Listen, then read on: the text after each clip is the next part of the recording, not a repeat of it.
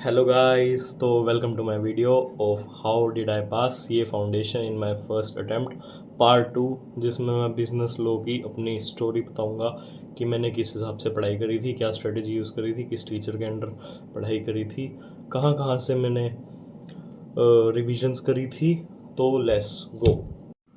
तो सबसे पहली बात तो ये है, आप सब ये जान लो कि बिजनेस लॉज का पैटर्न, जिसमें फर्स्ट क्वेश्चन कंपलसरी होता है, बाकी 5 में से कोई 4 करने होते हैं एंड हर एक कोई 20 मार्क्स का होता है। बट सिक्स्थ क्वेश्चन जो होता है उसमें 6 मार्क्स का एक क्वेश्चन होता है जिसमें चॉइस होती है, तो 6 + 6 हो जाता है, इसीलिए वहाँ 26 दिख रहा है और टोटल में 126। तो 126 में से हमें 100 मार्क्स का अटैम्प्ट करना होता है, राइट। एंड जो इसमें थर्ड क्वेश्चन होता है ना, उसमें प्रॉब्लम ये आती है कि उसमें हर क्वेश्चन में ना 3 पार्ट्स होते हैं। तो थर्ड क्वेश्चन में 2 केस स्टडीज़ होती है, एक डायरेक्ट थ्योरी का क्वेश्चन होता है। बाकी फर्स्ट में भी ऐसा ही होता है, 2 case studies and 1 direct theory. 2 fourth and fifth and sixth में होता है 2 direct theories and 1 case study. तो इसलिए सब मैक्सिमम टीचर्स ये कहते हैं कि फर्स्ट तो कंपलसरी है, तो थर्ड हमें स्किप कर देना चाहिए, क्योंकि इसमें 2 केस स्टडीज़ होती हैं जो थोड़ी डिफ़िकल्ट होती हैं, न्यू केस स्टडीज़ होती हैं, तो उसमें टाइम ज़्यादा लग जाता है, तो एफिशिएंट नहीं होती वो। तो ये बात है मेन तो अभी के लिए। उसके आगे ये है कि हर चैप्टर में कितने मार्क्स के क्वेश्चंस आते हैं। तो इंडियन रेगुलेटरी फ्रेमवर्क जो चैप्टर 1 होता है ना, उसमें बस 6 मार्क्स का एक क्वेश्चन होता है डायरेक्ट थ्योरी का, 4th C ये क्वेश्चन नंबर होता है ना। इसमें 6 मार्क्स का होता है। इंडियन कॉन्ट्रैक्ट में 38 मार्क्स के क्वेश्चन होते हैं आउट ऑफ 126 मार्क्स, जिसमें से 6 मार्क्स एक चॉइस वाला ऑप्शन होता है 6th क्वेश्चन में, तो 32 हो गया। एंड 26 ऐसे हुआ अगर हम थर्ड क्वेश्चन को स्किप कर दें तो 26 बना, और 6 घटा के। सेल ऑफ गुड्स एक्ट 1930 में 21 मार्क्स के क्वेश्चन आते हैं। इंडियन पार्टनरशिप एक्ट में 20 मार्क्स के आते हैं, बट अगर हम थर्ड स्किप कर दें तो 13 मार्क्स के ही बचते हैं। लिमिटेड लाइबिलिटी पार्टनरशिप में फिर 6 मार्क्स की डायरेक्ट थ्योरी हो जाती है। कंपनीज एक्ट में 21 मार्क्स के क्वेश्चंस होते हैं, बट अगर हम थर्ड स्किप कर दें तो 14 मार्क्स के बनते हैं। नेगोशिएबल इंस्ट्रूमेंट एक्ट में 14 मार्क्स के होते हैं, जिसमें 7 + 7 होते हैं, एक डायरेक्ट थ्योरी एक केस स्टडी हो जाती है।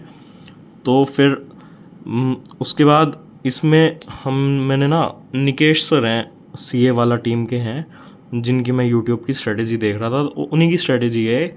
मैं बस आपको उसका क्रक्स बता रहा हूँ। मैं वो वीडियो भी आपको लिंक में डाल दूँगा, तो आप वहाँ से भी देख सकते हो। मैं भी वही बात बता रहा हूँ, बट सर को देख लेना ज़रूर, उन्हीं की वन शॉट से मैंने पास किया है जो भी किया है। तो सर कहते थे कि IRF है जो, उसमें कहते हैं रट्टे मारने वाला टॉपिक है सारा। तो 6 में से 5 मार्क्स ला सकता है कोई भी बच्चा आराम से। एंड फिर इंडियन कॉन्ट्रैक्ट में सर ने कहा था कि 26 में से 12 तो कम से कम ले ही आओ, एंड सेल ऑफ गुड्स में से 21 में से 12 ले आओ। इंडियन पार्टनरशिप में से 13 में से 10 आ जाते हैं, क्योंकि ईजी होता है थोड़ा रिलेटिवली। एंड LLP में से ये भी डायरेक्ट थ्योरी है, 6 में से 5 आने की कोशिश करो। कंपनीज़ में 14 में से 8 लाने की कोशिश करो। नेगोशिएबल में से 14 में से 8। तो ये टोटल बनाएंगे ना 60 बन जाते हैं। 60 मार्क्स एक एग्जाम्पशन स्कोर होता है आउट ऑफ 100, तो जो कि बहुत अच्छा है। एंड अगर हम इस हिसाब से करें तो हमारा पास होने की वो बन जाती है, परसेंटेज ज़्यादा बढ़ जाती है, एंड प्रोबेबिलिटी भी ज़्यादा हो जाती है कि हम पास हो जाएंगे। बाकी गाइस ये बात है कि अभी जुलाई चल रहा है, तो सितंबर वाले अटैम्प्ट में भी अभी 1.5 महीना पड़ा है ना।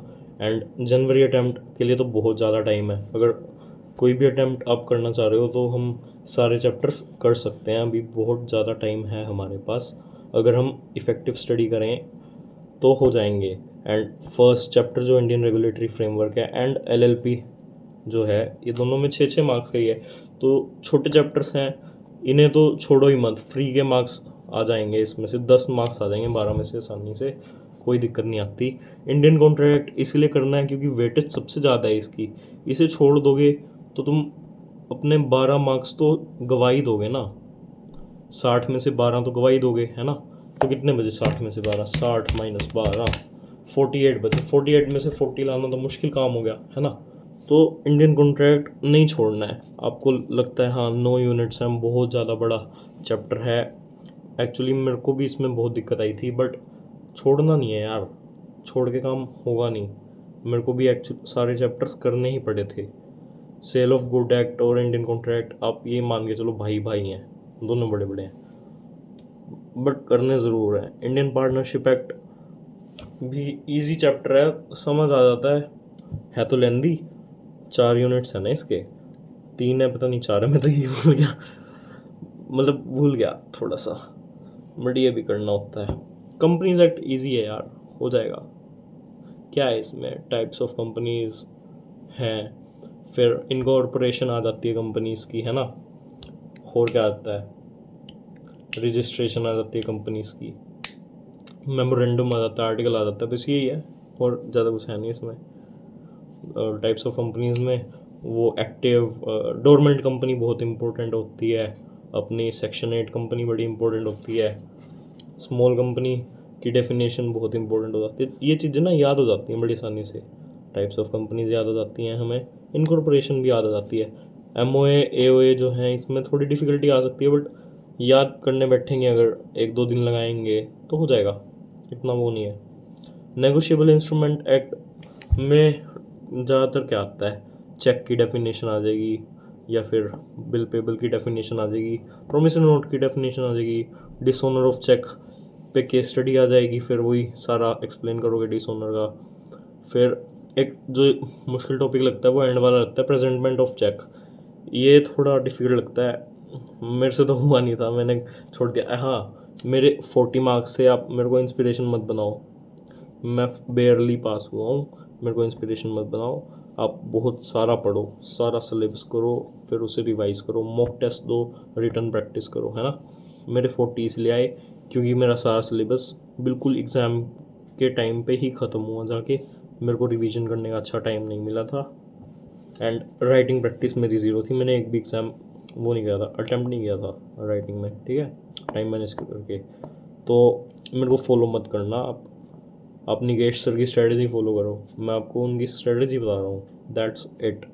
और बाकी, और पहले तो CJ सर पे पढ़ रहा था जब मेरा रेगुलर बैच था, 12th बोर्ड से पहले था मेरा बैच। मैंने किसी पुराने अटैम्प्ट की रिकॉर्डिंग ली थी, तो वो रिकॉर्डिंग में CJ सर की देखता था, तो वहाँ से मैंने कंपनीज एक्ट किया था, IRF कर लिया था, NIA कर लिया था, पार्टनरशिप एक्ट करते करते छोड़ दिया था।